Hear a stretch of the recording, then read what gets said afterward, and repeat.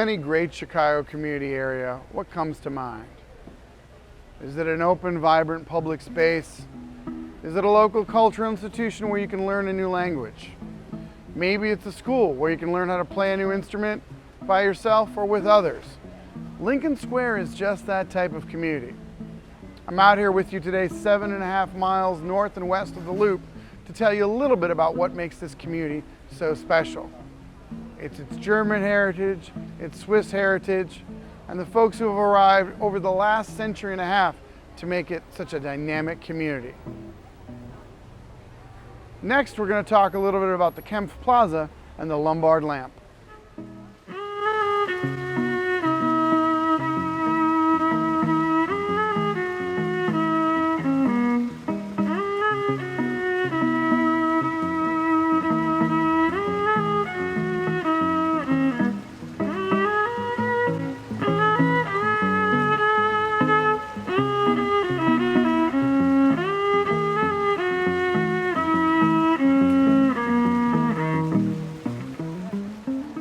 Friends, what makes a great public space? I've just spent some time talking with nearby folks who've sat down for a few minutes here in Kempf Plaza and Lincoln Square. One of them told me she loved the presence of shade trees.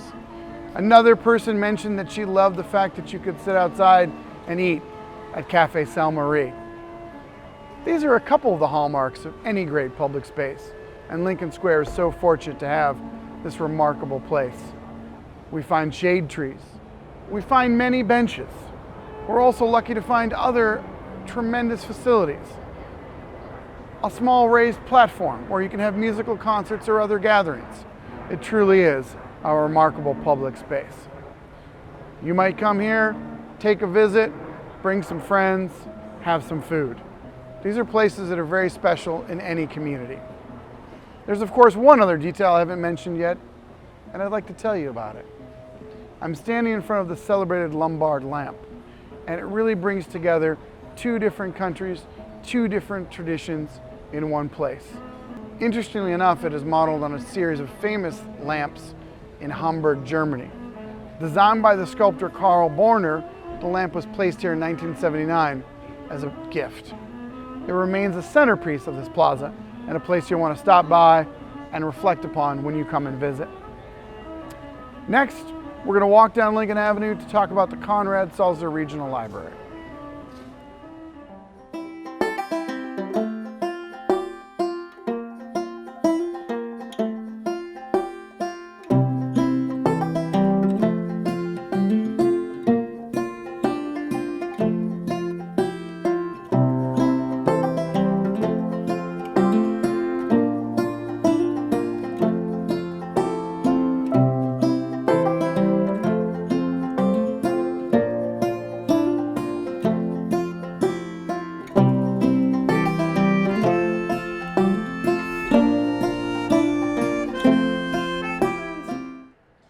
About the people that make up Lincoln Square. It's a diverse group.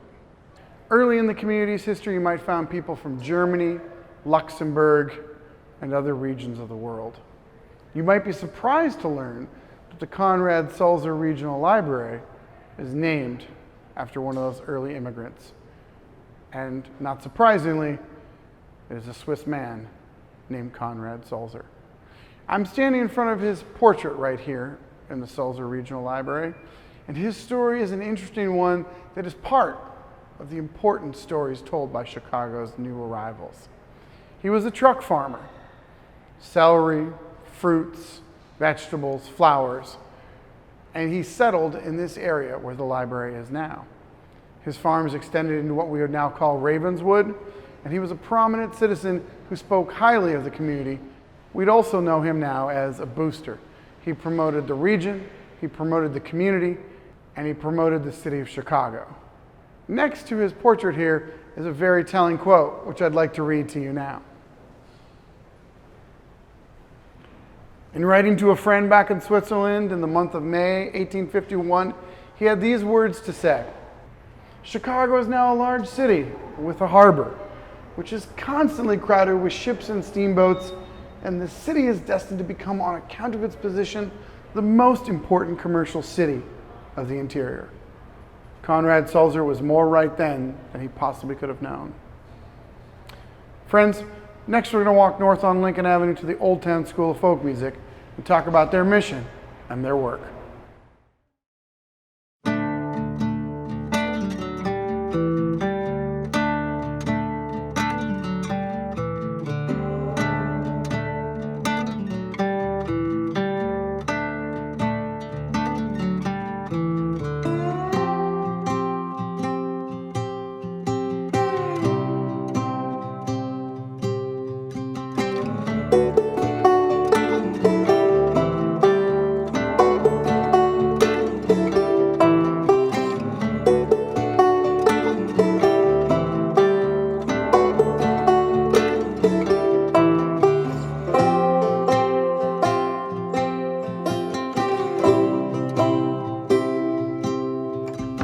I'm here with Dave Zibell of the Old Town School of Folk Music, who's going to tell us a little bit about what they do here. Dave, thank you for spending time with us. Absolutely. Thank you for joining us. Tell us a little bit about the origins of the Old Town School of Folk Music. Old Town School of Folk Music is a Chicago institution. We've been around since 1957. We started actually in the Old Town neighborhood. We opened a second campus in Lincoln Park, and then we moved up here in the 90s, I believe, into this building, which is formerly the Hill Library branch up here in Lincoln Square. It's always great to have a Chicago Public Library connection. You have to. Really, truly wonderful. So what's been, for folks who may not know, what's been one of the things that the Old Town School of Folk Music has done during these difficult times to deal with the situation? I think for Old Town School, we focus so much on like the community aspect of making music and gathering together. And what's so interesting is that's like the one thing you can't do in a global pandemic. So we were able to transfer about 80% of our classes online. A handful of classes didn't go, some loud dance classes and things that are hard to do in your apartment. A lot of people don't like tap dancing on the third floor of a shared building. But a lot of our classes were able to move online, and that wasn't something we had been doing before. So I think the feedback we hear from our folks who are in classes is thank you for giving us something to do. And it gives us a chance to kind of reach outside of the Chicagoland area to former students around the country and then around the world. Anyone who wants to join us to learn some of the great instruments that we offer here. That's wonderful. And speaking about making those connections across states, across regions, across continents, Sure. Maybe tell us a little bit about some of the cultural programs at the Old Town School that bring those different regions together. Traditionally, we always have some global cultures represented in our programming, whether it's flamenco guitar or West African dance classes. There's always something to kind of give folks be able to travel the world a little bit through their computer screen or through their class. Traditionally, we've had programs like World Music Wednesdays and global dance parties that kind of focus on the performance side of things from cultures all around the world. We really have established ourselves as sort of the home for world music in Chicago. And unfortunately, we can't do as many of those at the moment, but we're excited to get back to that when we can. Oh, that's wonderful.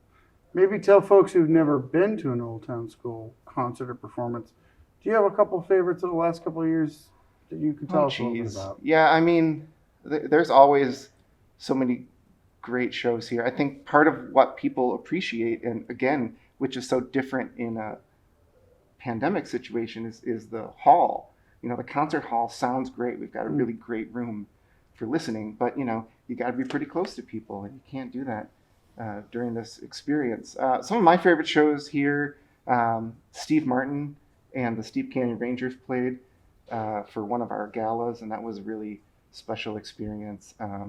Chris Christopherson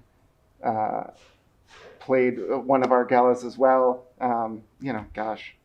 There's just so many. We have about 400 to 500 shows a year, and they kind of blur together after a while. I think that's something that speaks both to the power of the performances and the sheer number of the events that you all put on. Yeah, and people just can trust that it's going to be something great. I hear that from a lot of folks that are just sad not to be able just to pop over for a Wednesday or a Friday show. A lot of those are free. Just knowing that you're going to find something interesting and that's going to be curated well and it's going to sound great, even if you don't know the name of the artist.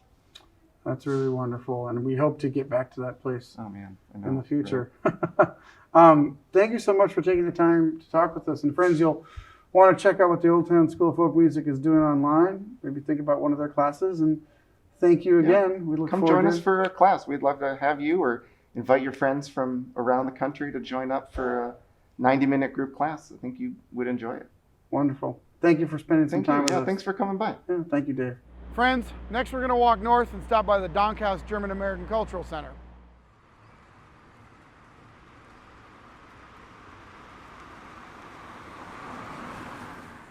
Friends, I'm here today with Danica Niemeyer of the DANK Haus German American Cultural Center. Danica, it's such a nice pleasure to be here with you to talk a little bit about what you do at the German American Cultural Center and how this remarkable organization fits into the cultural landscape of Lincoln Square and Chicago. So thank you for being here today. Thanks for coming today. It's really nice to welcome you and your team. We're glad to be here. Tell us a little bit about where we are here right now in your building on Western Avenue. What is all this? Well, I don't know if you've seen, so we have the wonderful relic of the Brauhaus here that closed 2 years ago. And it was really interesting. We were there in December and it just looked like it was ready to open tomorrow. So they gave us all of their inventory and we replicated the Brauhaus here. And it's really, really interesting. They just finished it. We had a big reopening and it just looks just like it. Yeah, it's really stunning. And any plans for this on the other side of the pandemic, or what will go on here? Well, absolutely. And we're already using it. It's such a great room here that where we can gather, socially distance. We have big tables where people can sit and talk and, with masks, without masks, at their tables where they have space to talk, then gather here at the bar. It's been really great gathering everybody here. It's been wonderful and people really love it. I think that's something that a lot of us, and myself as an extrovert, certainly miss those type of gatherings. Yes. How wonderful. It's really, really awesome. And we appreciate so much that we got all of the support from the community to put this together. We couldn't have done it without them. Yeah, it's really wonderful. And probably some of our viewers, many fond memories at the Brauhaus over on Lincoln Avenue. It's wonderful to preserve this here. It just fits right in. Really fantastic. Maybe you could tell us a little bit about the origins of the German American Cultural Center, a little bit about its history. Well, we've been founded in 1959 as the DANK Haus. So the DANK Haus exists since the 1920s, and it was built as a hotel originally. So on the third floor where the language school is now, we had a bunch of little rooms where people were renting out the hotel. We actually have a pool that's downstairs in the basement that is full of rubble now, but we did have a pool. And then in 1959, the DANK Haus was founded as an organization, and we have the museum, we have a ballroom upstairs, we have a skyline lounge, we have a beautiful terrace with view of the city where couples love to get married. It's really, really wonderful. And then since the 1970s, we're offering language classes for adults and for children. It's really, this house is so big and has so many facets and so many various gatherings. So many different people meet here. We have, from young children in playgroups to senior kino, which is usually taking place here, where we offer movies for seniors and coffee and cake. So really, there's something for everybody in the house. That's wonderful to hear about that communion and congeniality with other people. Yes, absolutely. This is what it's about. So we have people who came 50 years ago and just want to celebrate their heritage from Germany and their traditions, what they have always used to do. And so this is where they meet. And then we get the newcomers who just came here, like me, 10 years ago, 15 years ago. So they said they have a different memory of Germany than people who left 50 years ago. So it's interesting to meet all these different groups that have all different memories and different memories of Germany and what Germany is to them. Yeah, and bringing together, as you suggest, those different people from different moments. And here they are coming together in Chicago, in Lincoln Square. Drinking a beer. Drinking a beer. A German beer. A German beer. It is pretty fascinating. Yes, food is what brings them all together. Well, I will put you on the spot, since you are so congenial. Do you have a favorite German food or beverage? Well, I'll be honest, I don't drink beer, but don't tell anybody, because I don't think you're allowed to admit that as a German, but well, we all love food. Like Spätzle is a German, Sure. A noodle dish, and Rouladen, which, there are so many German. Potato pancakes, schnitzel, I mean, you can just count them all. You can find them all here in Lincoln Square still. It's really, really great. It is really, I think, part of the reason that so many folks come here, and they come here Yes. to spend time, as we did Yes. in Kempf Plaza, to sit and gather and have food and share Absolutely. those experiences. Yes, that's what people miss the most, is the food. Yes. What is something that you look forward to returning to when we're on the other side of this current situation? Perhaps here in the Cultural Center or in Lincoln Square? Well, generally, I think just gathering with people again, speaking German with others, meeting I mean, for me as a mother myself, and being the leader of the language school, it's just meeting with parents again, being able to talk to parents, how we can keep German alive in our children. I mean, it's so hard that you can't come every week anymore. And we had a huge playgroup with little children where we could gather and speak German between the parents and to the children, and we just don't have that. So we're really looking forward to meeting everybody in the house again. This is really, I mean, it doesn't matter if it's for the seniors, if it's for everybody who's been meeting here in the Brauhaus room. We're really looking for gathering again and celebrating German language and traditions again. We're That's missing that. wonderful. Yeah. Danica, thank you so much for this time, and thank you for sharing with us what means so much about this special place. Thank you. Thanks for coming. Take a look around. We will. Thank you. I'm learning a lot here too. This is great. Der Deutsche Amerikaner.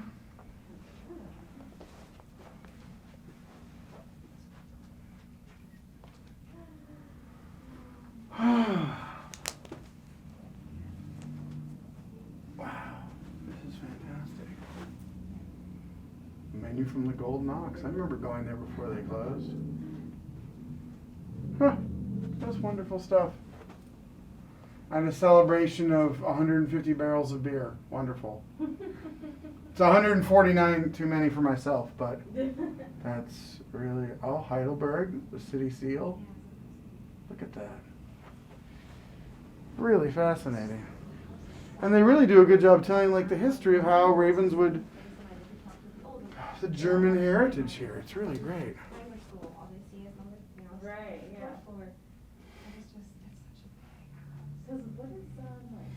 Wow. This is really great to have all this stuff. Friends, next we're going to head on over to Gene's Sausage Shop. We'll talk a little bit about their work and their products.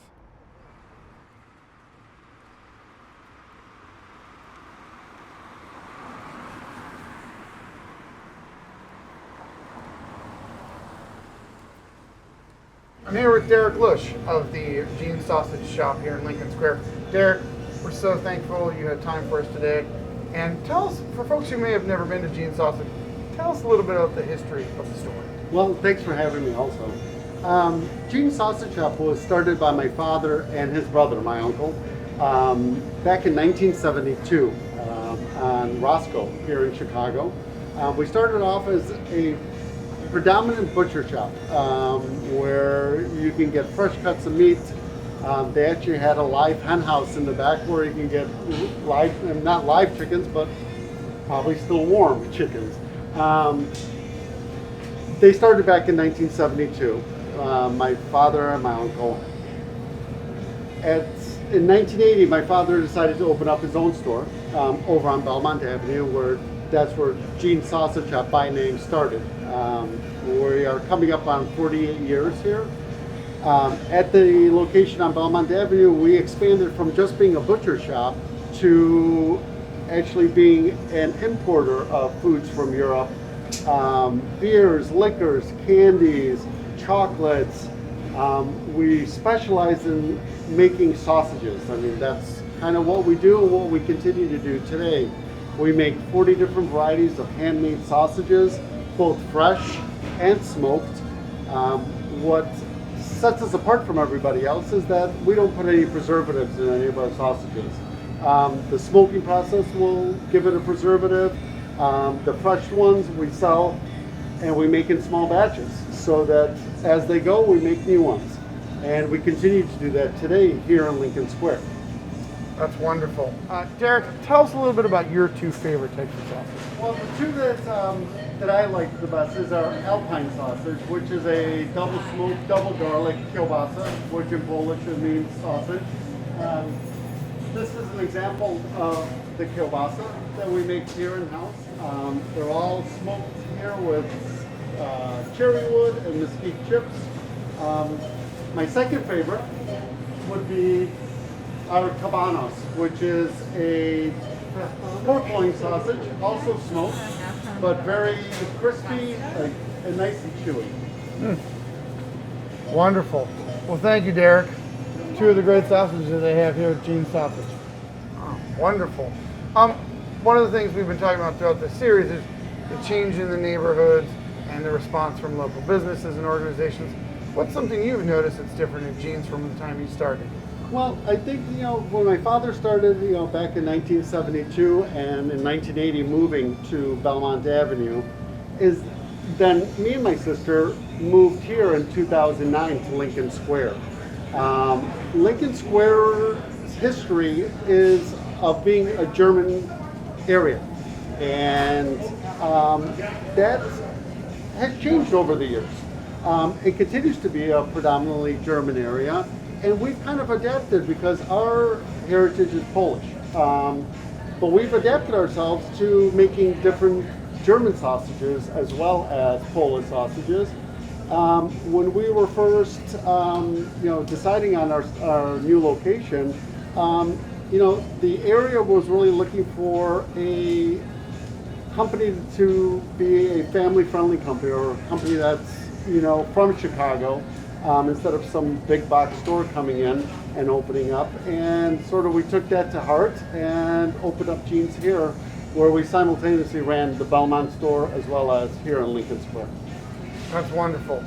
Friends, you're going to want to stop by Gene's Sausage and Shop if you've never been here before.